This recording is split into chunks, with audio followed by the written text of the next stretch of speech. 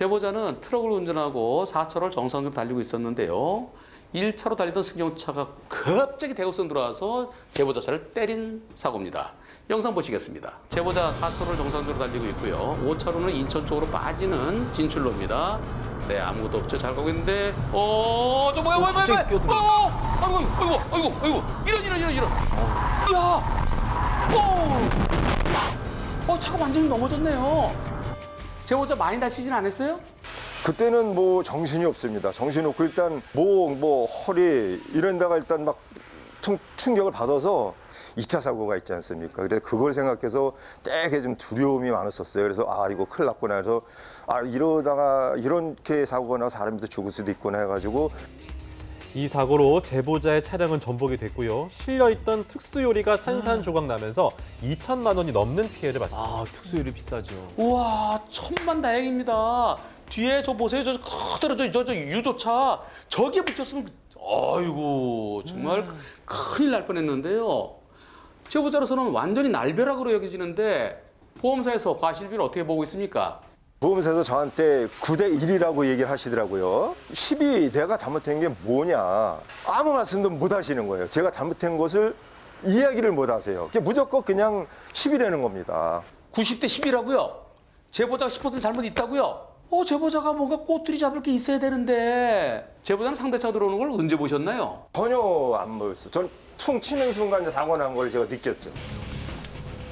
이쪽 뒤를 쳤습니다. 뒤쪽이. 요 뒤를. 아하, 사고 날 때까지 상대차를 못 보셨군요. 자, 여기서요. 블랙박스에는 보여요. 블랙박스에 보이는 건 왜 그러냐면 블랙박스는 이만큼이 보입니다. 와이드, 광각이에요. 운전자들은 이만큼이 보입니다. 자, 그런데 가다가 이 차 이렇게 들어올 때 요거는요.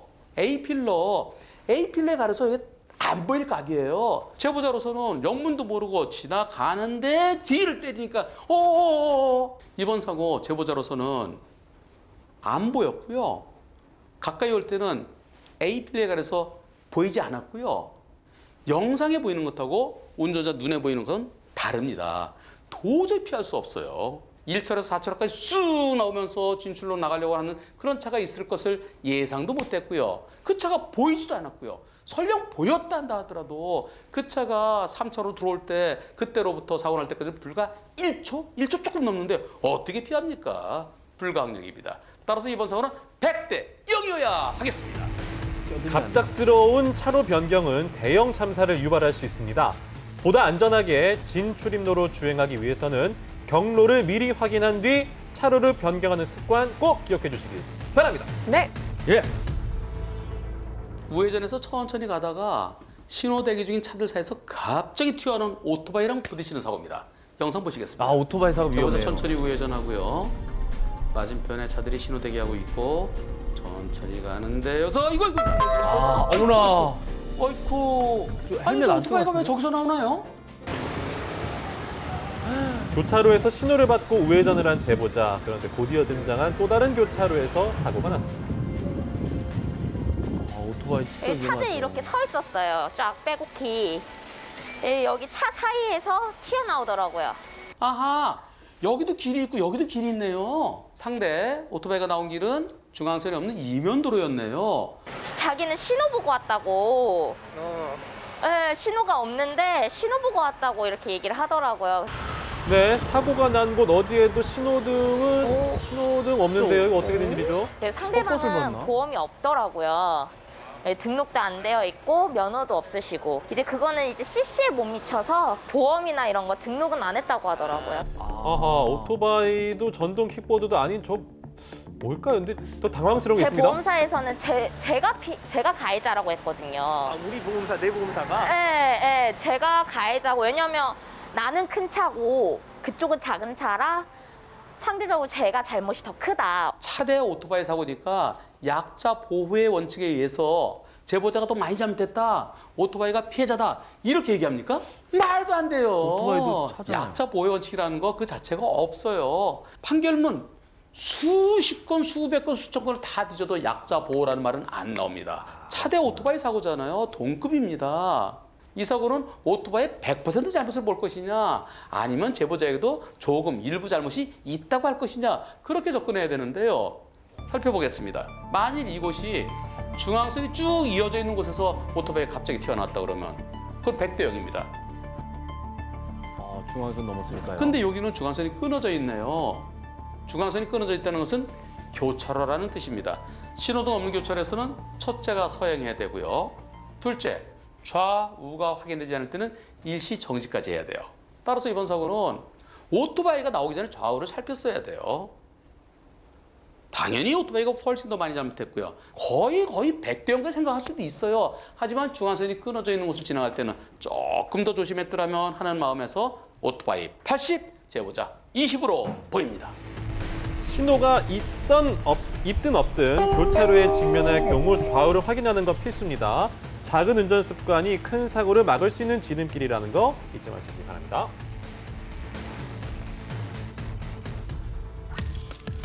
지난해 9월 한 스쿨존에서 9살 김민식 군이 사망하는 사고가 발생했습니다. 그 후 6개월이 지난 지금 전국에서 민식이법이 시행됐습니다. 그렇다면 실제 스쿨존의 상황은 어떨까요? 3시간가량 스쿨존에 머물면서 지켜본 결과 대부분 차량이 서행했습니다. 30km 이하로 그냥 지나가요, 내가 스스로. 스쿨존 안에서는 그냥 줄여야 된다는 그런 생각이 많이 들 것 같아요. 운전을 하면서. 하지만 법이 시행된 직후에도 스쿨존에서 사고가 끊이지 아이고야. 않고 있어 논란이 되고 있는데요. 그렇다면 민식이법은 무엇이고 아이들의 생명을 지키기 위해서 숙지해야 할 부분은 무엇일까요? 민식이법이 생기기 전에도 어린이 보호구역에서 차의 운전자가 조심하지 못해서 사고 내서 어린이를 다치게 했을 때 5년 이하의 금고형 또는 2천만 원 이하의 벌금형으로 처벌을 했습니다. 그러던 것이 그중에서 자동차와 원동기 장치 자전거 운전자를 빼서 더 무겁게 처벌하겠다. 이게 민식이법입니다. 만일 사망하면 3년 이상 또는 무기징역. 어린이가 조금만 다쳤다 하더라도 1년에서 15년의 징역형 또는 벌금 500만 원에서 3천만 원까지 처하는 거죠. 운전자는 정말 조심해야 된다. 만일의 사고는 엄청 무겁게 처벌한다. 무서운 법이에요. 하지만 일각에서는 운전자에게 너무 과한 것 아니냐는 지적도 있습니다. 깜빡하다 보면 30km를 넘게 되는데 어떻게 뭐 법이 그렇게 돼 있으면 법 지켜야죠. 뭐 제가 냈겠어요? 뭐 애기들이 갑자기 튀어나올 수도 있는 거고 뭐 안전 운전 5km 얼마 전에 뭐 5km로 달리다가도 애기가 튀어나오는 바람에 뭐 안 좋은 일이 있긴 했었는데 그런 거는 사실 운전자로서는 너무 억울한 일이고. 네, 이러다 보니 민식이법을 개정해달라는 목소리도 점점 거세지고 있습니다. 하지만 명확한 건 아이들의 생명은 보호받아야 마땅하고 그를 위해 모두가 노력해야 한다는 겁니다. 어린이 보호구역에서는 무조건 조심 또 조심해야 됩니다. 잘못이 있으면 500만 원 이상의 벌금형이에요. 조금만 다치더라도. 운전자를 무겁게 처벌한다? 이것만으로 해결이 될까요?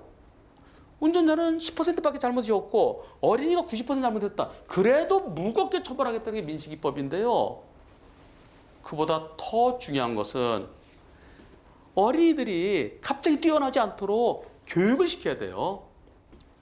부모와 선생님들이 안전교육, 철저한 안전교육, 그것이 첫째입니다. 민식이법이 소중한 아이들의 안전을 보호해줄 중요한 수단이 될 수 있도록 모두의 노력이 필요한 때입니다.